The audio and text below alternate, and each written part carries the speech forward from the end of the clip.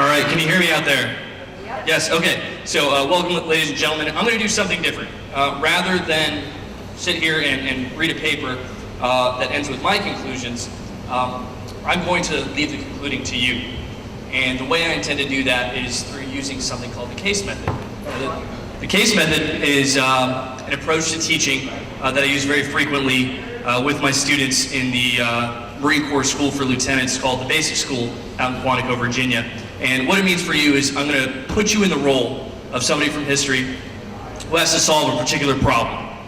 And the problem that you're going to have solved today is one that historians face quite often, and that's resolving contradictions within sources. So you're going to play a military historian, and you're going to have to solve that problem. So I can talk about slides. So our tale begins in February 2009, February 23rd.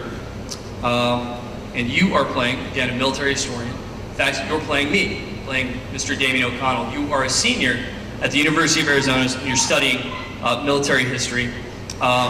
Next slide, please. And today's a pretty great day for you because you've just gotten a job with the Marine Corps University Foundation. You've joined the case method project, right? So your job is to write these cases, these interactive exercises. Next slide, please. Now, your first assignment, next, is to write a case on the military career of this gentleman here, Private First Class Guy Gabaldon, United States Marine Corps. Now, you have never heard of Guy Gabaldon before. His exploits, his deeds, you have no idea. So your colleague, your boss, starts you off with a few sources. Next slide. And next, please. So he gives you several excerpts from Gabaldon's memoirs called Saipan Suicide Island, and a few articles. These include an obituary from the New York Times, Gabaldon died in 2006, and an article from the LA Daily Mirror. And here are the basic facts according to these sources that you take away about Gabaldon's life. Next. And this I will add is a highly condensed summary of his life. So Gabaldon's born in East Los Angeles, and he becomes very fascinated as a child with Japanese culture. He learns a slang or street version of Japanese, and he even moves in with a Japanese-American family for about 3 years. Next slide. He joins the Marine Corps. He's assigned to the 2nd Marine Regiment and is part of the invasion force of Saipan. Next. And when Gabaldon lands, you know, he's with his unit, he digs in, and the next day, he sneaks off into enemy territory by himself. This is a private first class. This is very junior Marine. It's fairly unusual. Now he comes back with 2 Japanese prisoners. Next slide. This is his commanding officer at the time, Captain John Schwabe. How do you think Captain Schwabe felt about Gabaldon's actions? Sir, what do you think? Shocked. Absolutely. Do you think he was upset?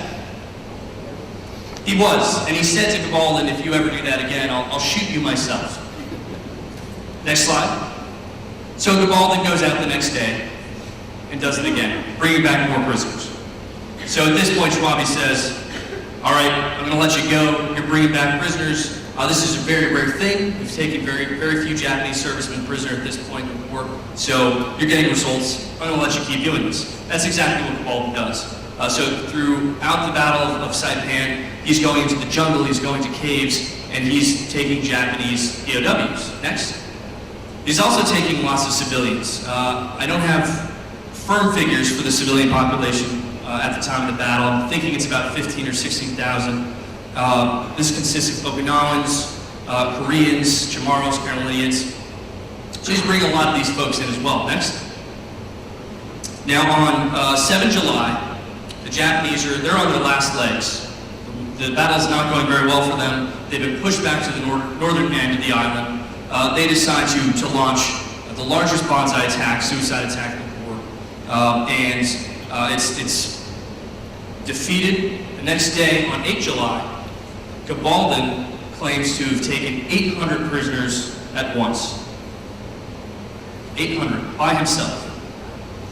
civilians, and soldiers. And I'll refer to this throughout the rest of the case as the 800. Next.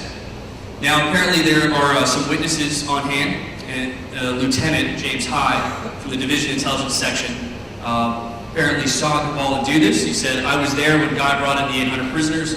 Everyone in the regiment talked about it." Next. Now, Gabaldon himself, in his memoirs, claims to have taken, as he says, 1,500 Japs. Again, by himself. Next. For his actions, he receives a Silver Star and is officially credited with obtaining vital military information and aiding in the capture of over 1,000 enemy civilians and personnel. Now, Gabaldon takes part in the invasion of Tinian after the campaign on Saipan ends. He captures more prisoners there. He then goes back to Saipan and helps root out Japanese guerrillas until he's wounded and then sent home. Next. So he gets a Silver Star. That is then upgraded in 1960 to the Navy Cross. That same year, a movie about Gabaldon's exploits comes out called Hell to Eternity. Next. So those are the basic facts that we take away from these sources. Now, at this point, we could go in several directions with the Gabaldon story, but we're going to focus on one facet in particular, and that's the number of prisoners Gabaldon took, and then also the kinds, or the types. There are really two types of people he captured. You've got Japanese servicemen, soldiers and sailors, and Korean laborers, Koreans who were forced to work for the Japanese, and then civilians, who I mentioned earlier. So we're going to talk about how many Gabaldon took and what sort of folks he brought in. So you've read your initial sources. A few days later, you run into this source here, East LA Marine. This is a documentary on Gabaldon, and it features lots of interviews from Gabaldon and Schwabe, his CEO. Now, most of what Gabaldon has to say we've already seen before. There's too many new things concerning us here. Next. But Schwabe adds a few bits of information, useful information on our subject, the number of prisoners and types of prisoners Gabaldon took. He said, "I went out quite a few times with Guy. We go up to where there was a cave. We knew there were some Japanese in there, and usually there were civilians in there with them." And then finally, he's talking about the 800. "I was up on the observation post, and I see this trail of people that were coming along, and there were civilians and Japanese. You can't see it at the bottom of the screen, but there were 800. That was the best I could estimate." Next. So you've got these testimonials from folks who say they saw Gabaldon perform these feats, but you want to look at the official records. You want to look at, first, the official history. So you turn to this, History of the U.S. Marine Corps, Operations in World War II, Central Pacific Drive, and that covers the Marianas campaign. And in the conclusion of that chapter, you see this. The total number of POWs held on Saipan as of 9 July stood at 736, counting 438 Koreans. But the post-campaign mopping up raised the total to 1,734 by 27 July, including 838 Koreans. Next. So, Mr. O'Connell, how do you reconcile these? Sir? How do you reconcile stories with that information? Probably ask for a recount. Say again? Probably ask for a recount. Okay. Ask for a recount, confirm it. Sir? I think stories grow in time, and when you're overwhelmed at the moment, you overestimate. There was a lot of emotion going at the time, and a lot of awe. So, when I've met and talked, most of them were were civilians, is my impression. Anything else? Anything else? Anybody else want to add to that? How do you reconcile this information? All right, well, what I decided to do is I want to gather more evidence. I want to find more things out. That's exactly what I did next. So I started contacting veterans of the campaign, guys who fought on Saipan. And one of them, Dodson Smith, who was from K Company, 3rd Battalion, 2nd Marines, reaches out to me. And he says, "We had some caves. I had to call for Gabaldon 3 or 4 times. That was the only time I met him. He always did a good job of either talking Japs out or going in and killing them if they did not come out." It sounds like this is praiseworthy. He's saying Gabaldon did a good job. Next. Now from the same battalion, also 3rd Battalion, 2nd Marines, but from a different company, you run into this gentleman, David Dowkin. And he has these things to say. One of the last days of the campaign, I saw columns of civilians headed south along the road with clean Marines, headquarters people, as escorts. Were these the 800 people? He mentions that he thinks there's some truth to Gabaldan's history, and he ends on this note, not an entirely favorable note. Gabaldan is a type one finds in the military. He wanted to be a hero, and he was probably a courageous and very imaginative individual. And also typical of this type of character, he was a fabulist. The stories of single-handed capture, the killing of many, many Japanese are pure fable. He is not the only one in the military to have ever done this. So same battalion, very different opinions. Next. So we continue to gather our evidence, our documents. You're online one day and you're looking at the Modesto B online archives. And you find this article with this quote, saying the 73-year-old Gabaldan and his supporters say he set a record for imprisoning 1,800 Japanese soldiers on the island of Saipan. 1,800. Next. A few days later, again in the Modesto B online archives, you find another article, this one with lots of quotes from Gabaldan, from Schwabe, from other veterans of the campaign. Here's some of the things they have to say. Next. So Gabaldan says, I captured more Japanese by myself than 2 or 3 divisions combined. I'd go out and kill and capture Japanese every day, and I know I got 800 prisoners in one day. Next. Charles Mongus, who was with L Company, 3rd Battalion, 6th Marines, argues that Gabaldan talked out a lot of civilians. Next. And then Schwabe weighs in, saying that this is always the big bugaboo. How come there are no records? I can understand that, but nobody was going to spend time at a desk or hunched over in a foxhole working on records. Not too long after that, you get in touch with this gentleman, Bernard Rutchen, who served in E Company, 2nd Battalion, 2nd Marines, the same regiment as Gabaldan, and for a time, part of Gabaldan's unit. Gabaldan belonged to the Regimental Intelligence Section of the 2nd Marine Regiment. And these two gentlemen worked together. And Russian tells you this.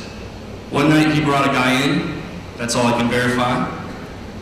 The validity of Gabaldan's claims are doubtful. I think he's commingled the number of Japanese servicemen captured with civilians who were captured toward the end of the campaign. And then he ends with, the numbers are embellished, they're exaggerated. Next. Another gentleman you run into is Bill Crumpacker, who was with 1st Battalion, 8th Marines. And he claims that none of Gabaldan's claims were ever verified. He does think he brought in some children and other civilians, and maybe he did bring in some Japanese soldiers. Next, please.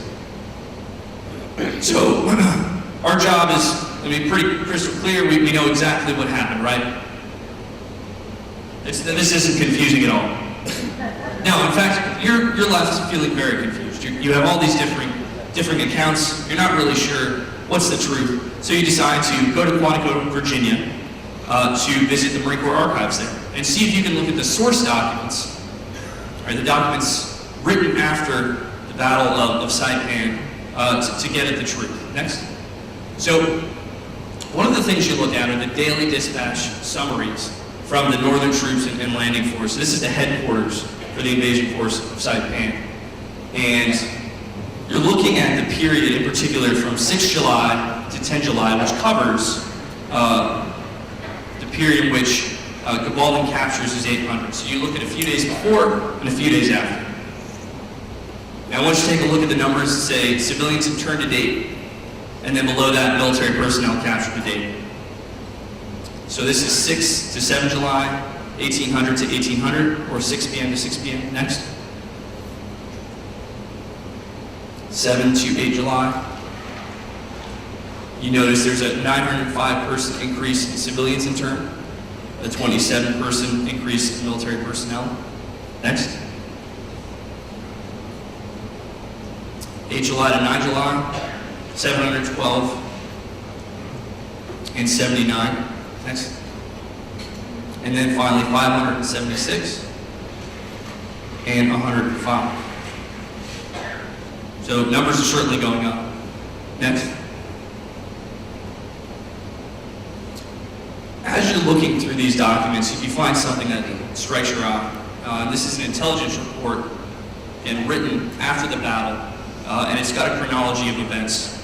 And you notice on the bottom of one of these pages, which you can't see on the screen, that on 6 July, there was a curious report, and it said that at about 1800, 6 p.m., Marines serving with the 25th Marine Regiment start seeing lots of civilians heading towards them, about 100. And they start entering the Marine lines. They're looking for a sign. And then by the next day, at 11 a.m., 700 to 800 civilians have passed through the Marine lines. 700 to 800. Making things even easier on you, a few months after your visit to Quantico, you find an article from the Albuquerque Journal where Gabalin is quoted as saying, "I captured 2,000 fanatical, die-hard Japanese." Next. And one more. So, Mr. O'Connell, what conclusions can you draw about this? Could there be a possibility of execution of Japanese soldiers? Absolutely. That's one explanation. Sure. Mr. O'Connell, what conclusions can you draw? Some people, large increase of people. Okay, so prisoners were certainly taken. Okay. Would anyone else like to weigh in? They're counting civilians as soldiers. Okay, so everybody the Americans encountered are considered fighting men initially. They're counting a lot of the civilians who want to give up as soldiers. Okay, so clearly there are explanations for this. So next, my purpose. Oh, sure. Let's get someone else. I think it's very important to separate Koreans and Japanese. Koreans came in on their own because they didn't like the Japanese. We had 3 cancer students, one from Japanese, one from Korean Okinawas, and one from Chihuahuas. And there were 700 POW fishermen projects. Sir, so are you saying that you think there's some confusion with the Japanese servicemen and the Korean laborers? Okay, so and we need to make sure to separate those out. Anyone else? Yep, sure. You go, sir. Yeah, I actually wasn't familiar with the story about Mr. Gabalin, but it appears to me, in my opinion, the numbers aren't anything that's that critical. It just appears to me that the Marines allowed him to keep working, so it appears that what he was doing was something they thought was positive, and it sounded like he saved a lot of lives. I would agree. So the reason I presented this information in this manner was one, it's fun. I get up, I'm able to interact with you. This is, again, something I use very regularly with my students in Quantico, Virginia, with the Marines. And second, I wanted to show you one of the very common problems that military historians face. So in today's day and age, we are drowning in a superabundance of sources of information, right? And oftentimes, these things, I'll come over to you in 1 second, sir. And oftentimes, these sources are contradictory. So one of the things we have to do is try to reconcile. And this, I think, is a good exercise, a good example of that in action. Yes, sir. I knew Guy for 16 years on site camp. You haven't mentioned Colonel Sheets at all. Colonel Sheets was here for the 50th. He spoke, Guy spoke. He corroborated Guy's story in person. And incidentally, in all the years that I knew Guy, he helped edit this book. Book of Honor, the KIAs, which were fitting for the Court of Honor. Go to the park. I didn't once ever hear Guy say I was a hero. Everyone that labeled him as a hero would get a comment, I am not the hero. The soldiers that we have at the Court of Honor were the heroes. So based on what I know about I and based on the numbers, and this is 5 years of research to find these KIAs, the numbers are difficult or outdated. Absolutely, sir, and you really set me up for my next slide. Next, please. So this is an ongoing research project, and I am always open to new evidence, to interviewing new folks. I've been working on this, as you know, for a little while, and I'm interested in anything you have to offer. Next, please. Question? Yes? Can you tell us anything about his being nominated for a Congressional Medal of Honor, and also some information about his possibility of being court-martialed right after being eliminated? Should I handle that question now or at the Q&A? I'll handle it at the Q&A, and I can't answer that. So here's my information. If you have any questions, comments, curses, my email is at the bottom of the screen, and my phone number is there as well. Please contact me. I'm happy to take you up on any offers, any leads. Again, this is something I've been working on for a while, and I haven't quite made my mind up yet, but I'd like to get to the truth of things. And that's all I have for you. Thanks so much.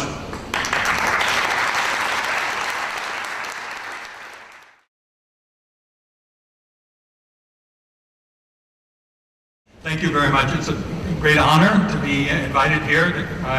I've been thinking about Saipan, talking about Saipan. My mother was a naval flight nurse during the war. I met my father in Hawaii, but her battle record took her to Saipan, Kwajalein, Inuitak, Iwo Jima, and then finally Okinawa.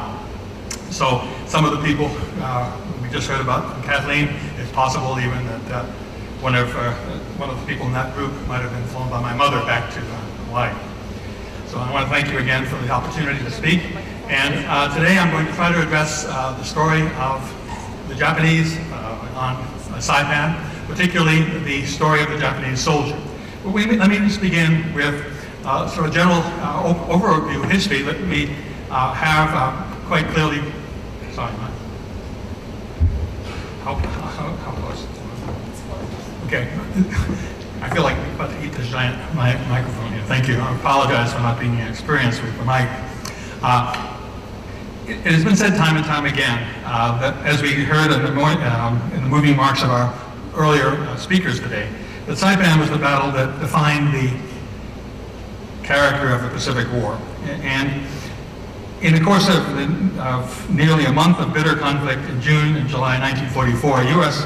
and Army troops seized from Japan an island that Prime Minister Tojo Hideki had declared to be the bastion of the Pacific, a vital part of the defense perimeter of Japan, which would protect Japan's homeland from attack from the United States. It was mentioned in one of our earlier speakers that, of course, from the U.S. side, it was exactly that purpose, to seize Saipan and make it possible to destroy the Japanese home islands by air, for which Saipan was picked out as a target. Contemplating the 16,525 U.S. casualties, including something like 3,426 killed and missing, suffered by the 67,451 men under his command. Holland M. Smith, Howling Matt Smith, the Marine Corps general in command of the assault, that began, of course, as we all know here, on June 15th, 1944. He declared after the battle, and much into his later thoughts on the war, that the seizure of Saipan made Allied victory in the Pacific absolute.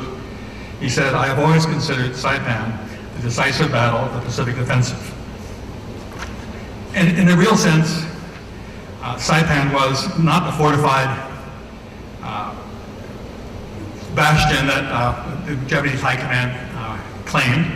And I'm going to be talking briefly about this story from the Japanese side.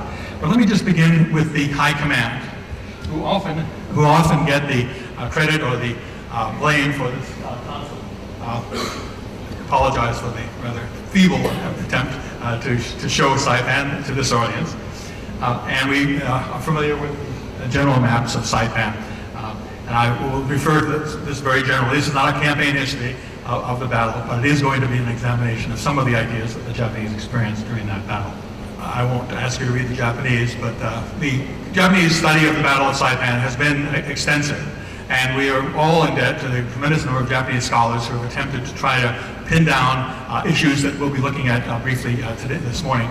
A number of people involved, a number of Japanese on the island, of course, is problematic. There were so many Japanese who had drifted in from sunken ships and lost battalions and units coming into the island. But there's been tremendous effort among Japanese scholars to try to pin down exactly how many Japanese military personnel, Army and Navy, were on the island. I'll refer to that briefly. But also, of course, is the issue of the number of people on Saipan who are categorized in our discussion as civilians. The commander of the theater, Admiral Nagumo Chuichi, of course, is known to all of us as students of the Second World War as the commander of the attack on Pearl Harbor. After the Battle of Midway and the defeat at Midway, Admiral Chuichi General Nagumo had hit the beach, and he had been a base commander back in Japan, but he was honored with the command in the Central Pacific, which was known to be the next attack area of the United States. But he was a man without a fleet. He was not in command of an active fleet, but was on the ground with a huge, extensive zone of operations stretching across the Central Pacific Ocean. It included the Marianas and Tinian and Saipan, of course, and the Bonins to the north, or Iwo Jima. Although all the Army troops were theoretically also under the Central Pacific Fleet Command, the actual military command was under General Obata Hideyoshi. I wanted to show you this one picture of the last picture we know of Admiral Nagumo with his staff on Saipan right before the battle was joined. General Obata Hideyoshi was the commander of the Army, 31st Army, which was the Japanese Defense Force in this region. And General Obata his headquarters was on Guam, but he had the misfortune of being on Saipan Island the day the Americans landed. And so, but he was represented by his chief of staff, General Igata Keiji, who is going to figure prominently in my story as the man who was this representative of the Japanese Imperial High Command on Saipan Island. Again, I apologize to many of you who know the detailed history of this campaign, but it is important, I think, to get some sense that the Japanese had a very high level of command structure on top of this operation, and when we get down and look at the Japanese soldiers and the troops that were actually on the island to execute the so-called defense plan, we'll see very quickly that there was not much connection between the high command and the defenders of the island of Saipan. Major General Saito Yoshitsugu's 43rd Division was the largest land formation, and General Saito had very little fighting power compared to what the books would say he actually had. One Japanese survivor of the battle, Yamauchi Takeo, who had the fortune of interviewing, who made this perilous voyage from Tokyo to Saipan with the 43rd Division, arrived with the first wave on May 19th, 1944. So just a little bit less than a month before the battle. Less than a month, and a substantial part of the men and equipment who followed the Tokyo were lost. So essentially, most of his division, the unit that he was with, were lost. 118th Regiment, for example, lost nearly 850 men during its voyage through the waters teeming with U.S. submarines. The naval story, of course, of this battle is critical. It's aside from my remarks, but the American Navy's iron ring around Saipan, and of course, what we're going to see is the huge battle, the Philippine Sea Battle, the Great Marianas Turkey Shoot, as Americans have called it. But this tremendous Ago operation, the Operation was a catastrophe for the Japanese. But once you have an island that's undefended by a navy, you get the results we see in Saipan. Saipan was hardly ready to meet any invasion. The impression I had when I landed, said Yamauchi, was that they had made no preparations for defense at all. Along the coastline, there were only a few partially dug trenches, like earthworms laid out in the sand. I've noticed no concrete gun emplacements. I did hear some noise coming from high above in the mountains and was told they were constructing heavy artillery positions up there. Moreover, squad Yamauchi led were all late call-ups, men 28 to 29 years old. For them, even marching was arduous. This is an important factor to recognize in the Imperial Japanese Army. By this point, the manpower situation was critical. And Japanese soldiers, as in fact I might even say had been the case in the invasion of the Philippines, all the Japanese soldiers were older than the men they were fighting against, by a great margin, as you know, from the young Marines who landed here in Saipan. But these men in 28, 29 were not the top physical condition of the Army. And this meant that Yamauchi, who's observing this, is horrified to realize this is the people he's going to be struck with, but he's hoping that the Navy will win the battle that's coming. He knew it would be coming, and he wasn't terribly concerned at first. The total number of men was large. This is, of course, a serious problem when you have a large body of men somewhat disorganized with very limited resources to feed and house and clothe them. So even before the battle, the Japanese had a serious supply problem, which of course would become fatal, literally, in the course of the battle. The Japanese soldiers on the island of Saipan would, in large measure, equip themselves with the traditions of the Imperial Japanese Army. I'm not embracing completely the idea of dying for the emperor, willing to die for the emperor. I am embracing the concept that most Japanese soldiers recognized that they were in a very, very difficult position, that they were committed to the units they were with, that they had, like their American counterparts, had nowhere to go except back or stand where they were. So there's this real sense that the overwhelming American land power, sea power, and air power, which was unleashed against them, was unleashed against men who knew that there was, unless they were rescued by the Navy, there would be no escape. The precise number of civilians, including civilian settlers, natives, and military employees, is extremely difficult to calculate accurately. And I'm sure that those of you who've dealt with this issue in Saipan, many of you in Saipan, Tinian, and the whole northern Marianas area, recognize that pinning down the exact number of personnel on the civilian side is extremely difficult. Again, partially because of the efforts to evacuate some civilians, which went awry, the pouring in of other civilians and labor forces that were not fully recorded. Meant that when the 5th and Superior Corps stormed ashore, they had the problem of things like the America Maru, which had been sent back with first of 2 evacuation ships. The Japanese had thought to evacuate the civilian population, but 2 ships were lost and 500 men, women and children were lost. And on May 31st, both the Chiyo Maru and the Hakusan Maru sailed only to be sunk a few miles north of the islands. But let me continue the military action. The Battle for Saipan began with an air and naval bombardment that we know, extending over several days prior to the assault at dawn on 15th June. In fact, while the Americans were issuing withering fire on the beaches, and the story of the Saipan assault from the American side, of course, is a story of great struggle against great opposition. There's no doubt that it was horrifying and terrifying for the invaders to storm on a beach under shell from the enemy. But one has to realize that what a horror this was for the Japanese garrison as well. When the Japanese garrison could look up and see the American fleet appear one morning, like a great city that suddenly appeared offshore. By the end of D-Day, despite the difficulties of the new tracked landing craft and negotiating the beach, to the Japanese defenders, they seemed like a line of tanks. They looked like tanks. Of course, they didn't function like tanks to protect their crew, but the lessons learned from Tarawa and other earlier invasions had played an important role in creating a better vehicle to getting troops ashore, though, as we know, the American forces drifted a little bit off the target beach and landed on the beach.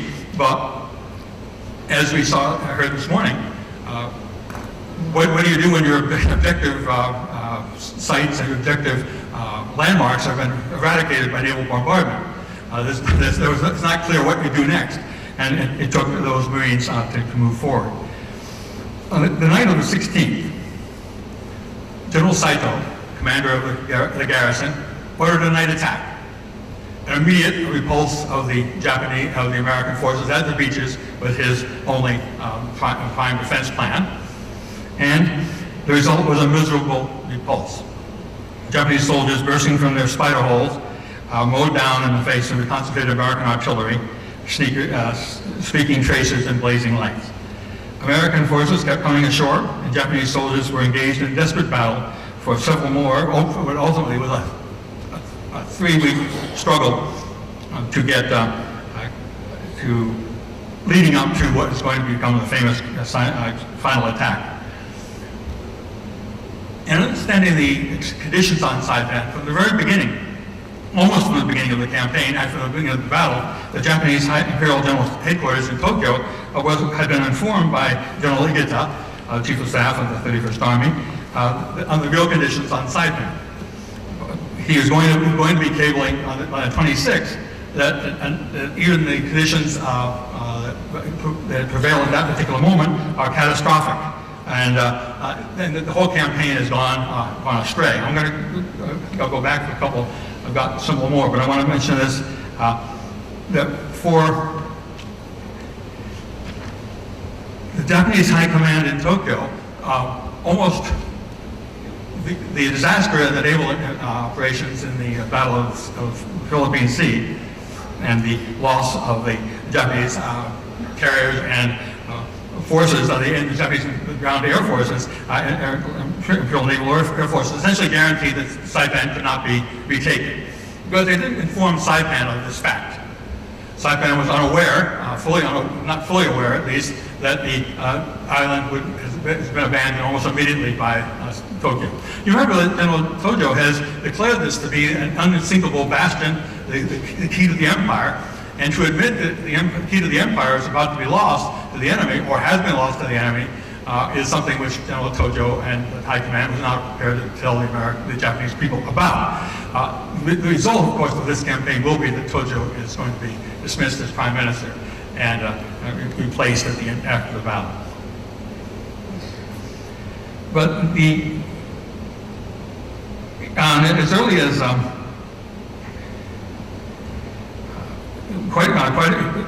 it's in the Imperial War Diary of June 23rd, excuse me for this, Imperial War Diary of June 23rd, the High Command in Tokyo simply stated, officers in Tokyo. It's not clear exactly who wrote this particular memo, but it's in the Imperial Japanese confidential diary for this date of June 23rd. In contrast to the strategic thought that was based on astounding advances in science each day and each month, defending an old and unchallenged castle and rejecting other advice and arrogance and self-masturbation and self-pride because errors like these have been continuous since the enemy landings in the middle of Solomon's in late June.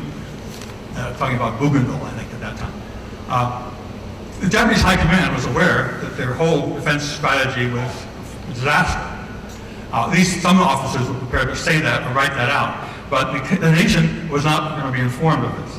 Igate's cable of June 26, which is the one I've showed here, identified American control of the air and sea as decisive, rendering involvement by air by day impossible, while night attack using soldiers who have not, quote, night attack using soldiers who have not received good training means forces are lost, and simple of scattering of our forces. The reiteration of 2 night attacks by night means we have no forces left, essentially.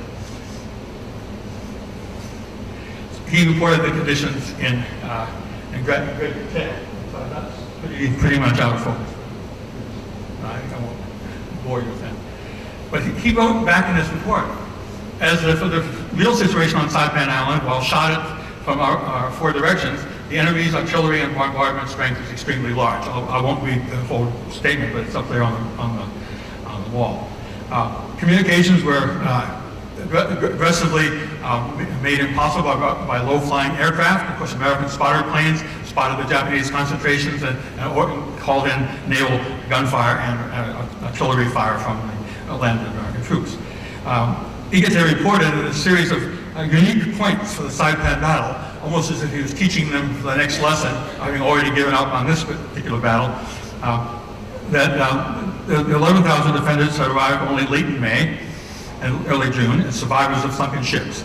It's important again to remember that most of these people had not been on Saipan very long, most of the Japanese soldiers, or a large percentage of Japanese soldiers had not. And they were dragged from the sea completely disorganized. This is excuseless, with no clear chain of command. Second, inadequate water resources, destruction by the enemy of all known water sources, limited possibility of defense positions because they had to build their defense camps near natural water, swamps, pools of water, which were of course easily identifiable by the American air power, and of course also not congenial to health. With American attacks coming in all directions, he said, night and day, enormous volumes of steel falling continuously, we are under tremendous pressure with less than 20% of our fighting power. To sustain the northern area of Saipan and barely survive is impossible because of lack of water, men, and also civilians. He was aware of the problem of civilians, and there was something like at least 20,000 civilians on Saipan, and the Imperial Command had not integrated these 20,000 civilians into the defense plan except by calling for forced labor from among as many men as they could get to work for them. But that civilian population was a huge problem for Saito, who was going to, of course, come up with a solution for that. General Saito would come up with a solution for that problem, what he thought was a solution at the end of the battle.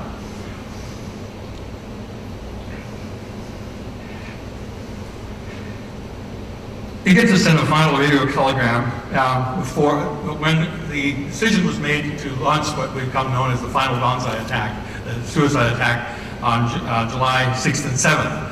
The Japanese military had been divided into two groups, a small group in the south and a large group in the north.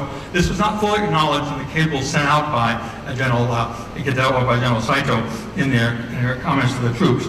But in General Headquarters, to General Headquarters, he reported right before this attack, the success or failure of the forces depend on commanding officers. Please pay great attention to the men above the rank of battalion commander. Before ending, I pray the prosperity of the Imperial forces and say Banzai to the Emperor. This is to get that sort of last warning to the Imperial Army to come. We had a question this morning about the quality of the Japanese Army High Command, the nature of the Japanese officer corps, the professionally trained Japanese officers at the general staff level were highly intelligent, extremely well trained, highly selective, and proved in many, many cases completely incompetent at command of flexibility of command at the local level because of this command structure that forced them into situations where no matter how good they might have been as individual soldiers, the command failed. So the final Banzai charge, which is, as the Americans call this, came in the early morning of the hours of July 7th, 1944.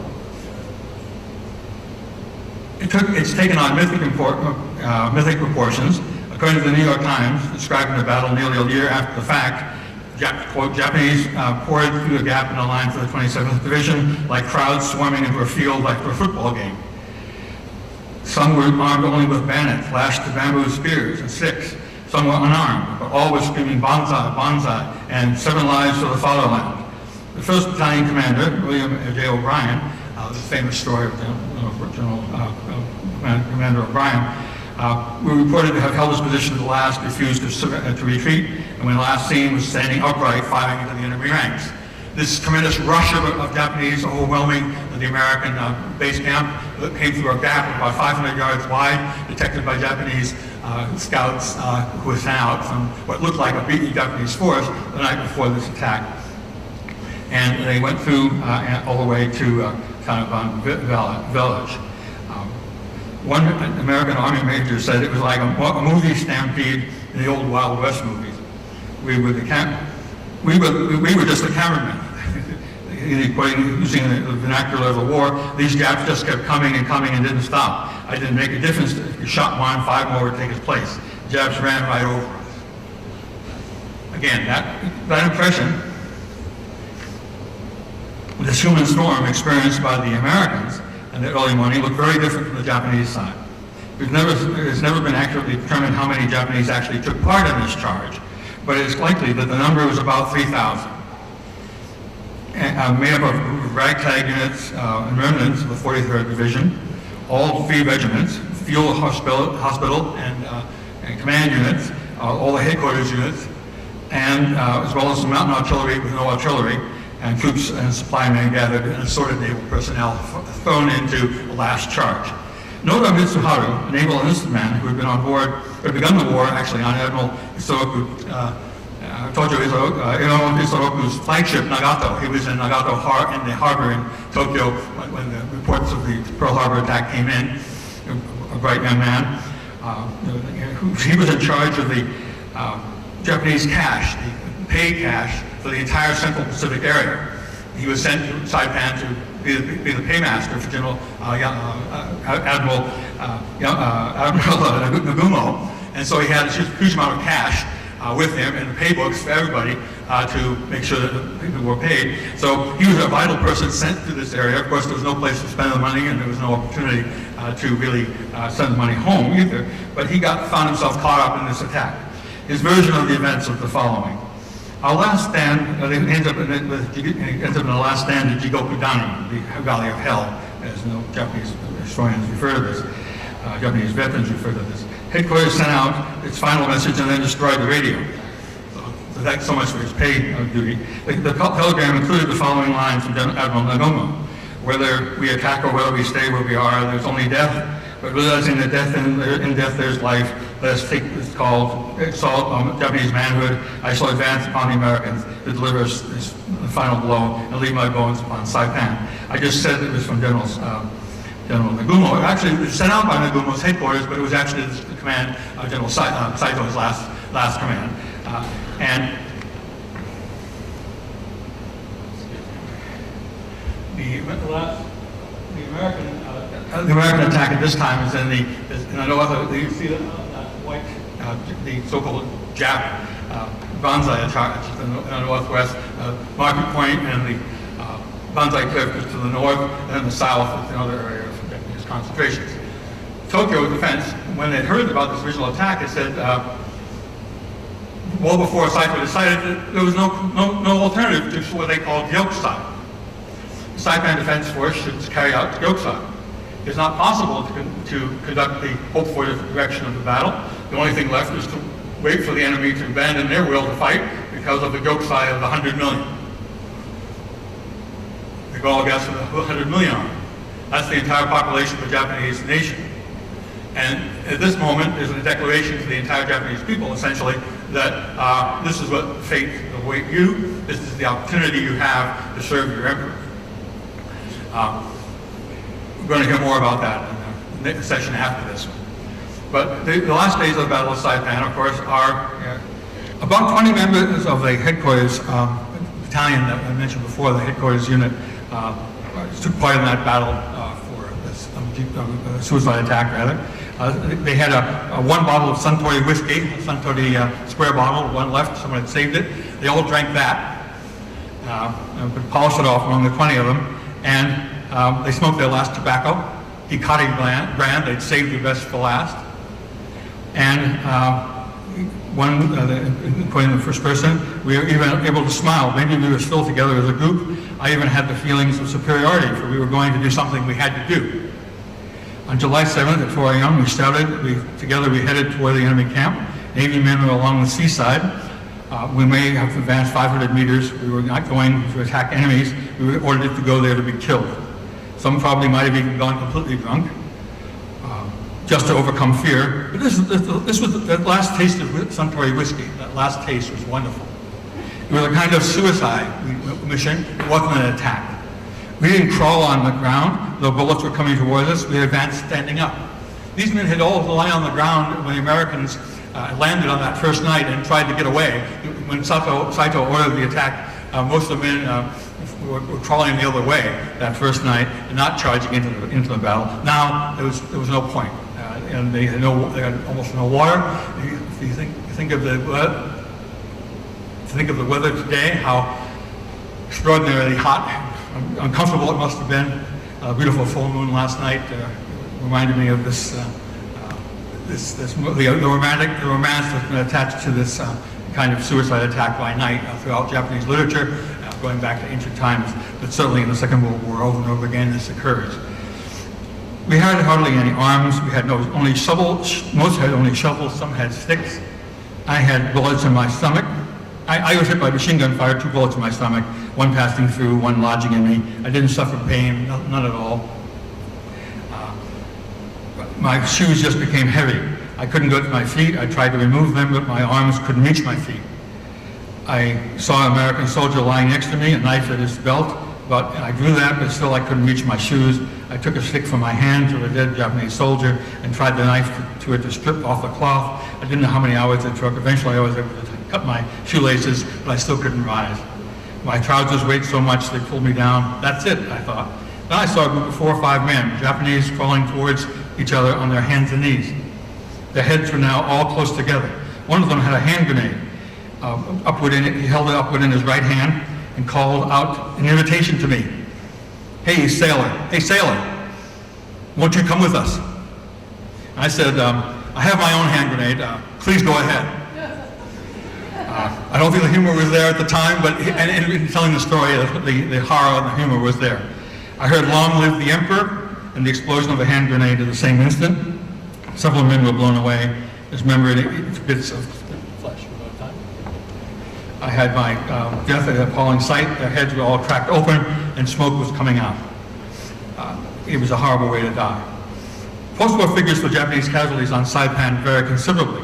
American sources speak of identifying 23,811 buried enemy dead, 1,780 captured, including 838 Koreans. We saw similar numbers, with some 14,560 civilians taken into custody.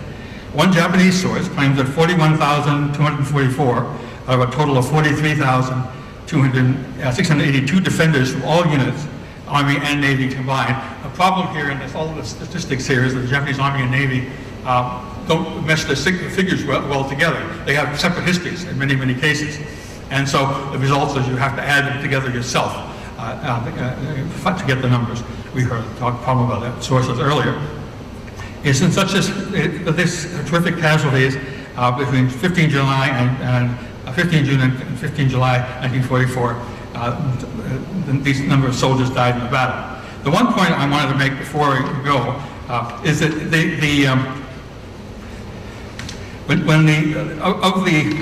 excuse me, I beg your pardon. I got the call here. The question of what was this Gyokusai concept? What was this Gyokusai that the Japanese were supposed to commit? The idea of Gyokusai as smashing the jewels, fighting to the death, dying in command. General Saito and the Japanese headquarters ordered said this should be applied to the civilians as well. Civilians too should not live after the battle, not allow themselves to be captured, and issued instructions to the civilians to live that way, or to die that way. Professor Haruko Tayakook will expand on this, on how this served in her paper later this morning, and will share the meaning of Gyokusai. But the term Gyokusai has become to mean sort of national suicide attack. It has a much deeper and more horrific meaning in the story of the Japanese war, and we will touch on that later on today. So thank you very much for your help.